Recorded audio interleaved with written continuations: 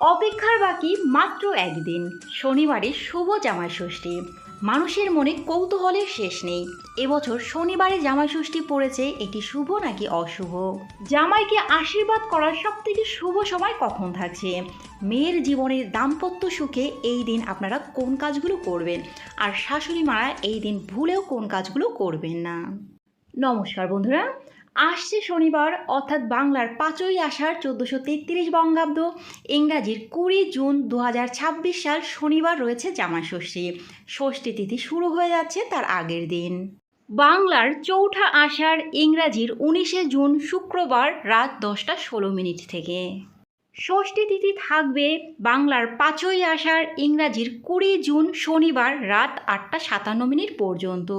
জামাইকে আশীর্বাদ করার সবথেকে শুভ সময় থাকবে শনিবার সকাল 9টা 29 মিনিট থেকে দুপুর 12টার মধ্যে। এবছর শনিবারে জামাই ষষ্ঠী পড়ায় অনেকের মনের মধ্যেই কৌতূহল সৃষ্টি হয়েছে, এটি শুভ নাকি অশুভ। প্রথমেই আপনাদের বলে রাখি, পঞ্জিকায় জামাই ষষ্ঠী পড়ার দিনক্ষণ তিথি দিয়ে ঠিক হয়, বার দিয়ে নয়। ষষ্ঠী তিথি শনিবারে পড়লে ওটাই শুভ দিন।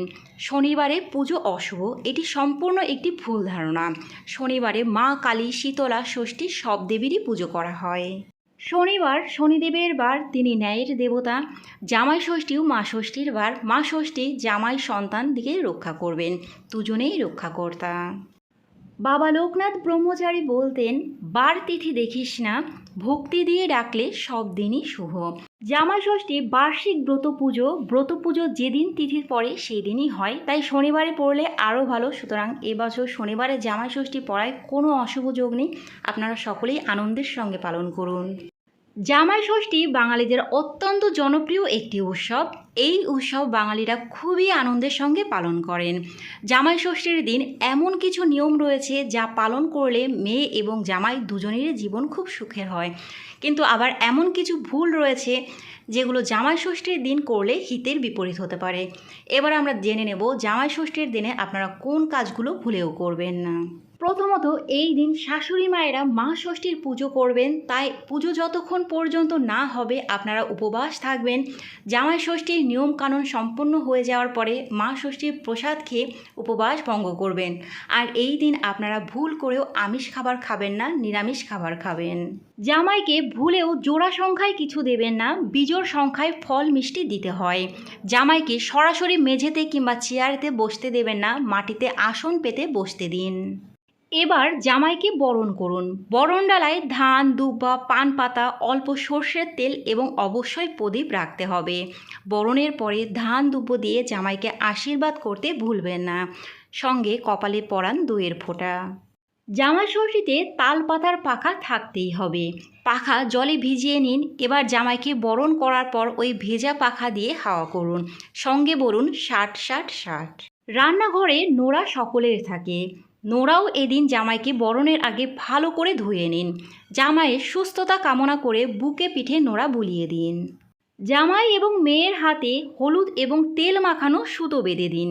বলা হয়, আপনার সুতোর গিঁট যত শক্ত হয় ততই যেন অটুট হয় জামাই ও মেয়ের সম্পর্ক। এবার আমরা জেনে নেব মেয়ের জীবনের দাম্পত্য সুখের জন্য জামাই ষষ্ঠীর দিনে শাশুড়ি মায়েরা কোন কাজগুলো করবেন। প্রথমত, জামাই ষষ্ঠীর দিনে অবশ্যই খেয়াল রাখতে হবে জামাই যেন শ্বশুর বাড়িতে একা না আসেন। এই দিন মেয়ে জামাই যেন একসঙ্গে বাড়িতে প্রবেশ করেন। জামাই ষষ্ঠীর আগের দিন ঘরের ঈশান কোণে একটি তামার ঘটিতে জল, একটি তুলসী পাতা দিয়ে রাখুন।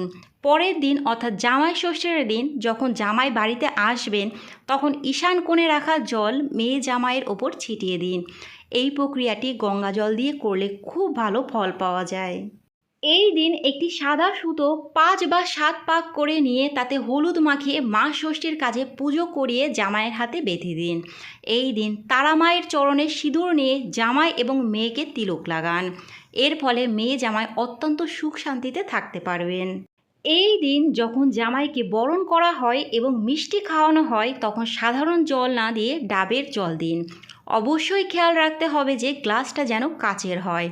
এর ফলে মা লক্ষ্মী সন্তুষ্ট থাকার সঙ্গে সঙ্গে জামাইয়ের জীবনও ভরে উঠবে পজিটিভ এনার্জিতে।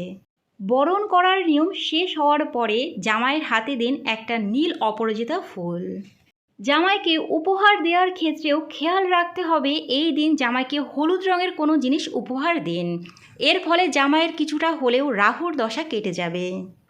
আপনারা সকলেই খুব আনন্দের সঙ্গে জামাই ষষ্ঠী উৎসবটি পালন করুন। আজকের ভিডিওটি এই পর্যন্তই। যদি ভালো লাগে লাইক, কমেন্ট এবং শেয়ার করবেন। পরবর্তী ভিডিওর আপডেট পাওয়ার জন্য চ্যানেলটি সাবস্ক্রাইব করে পাশে থাকবেন। নমস্কার।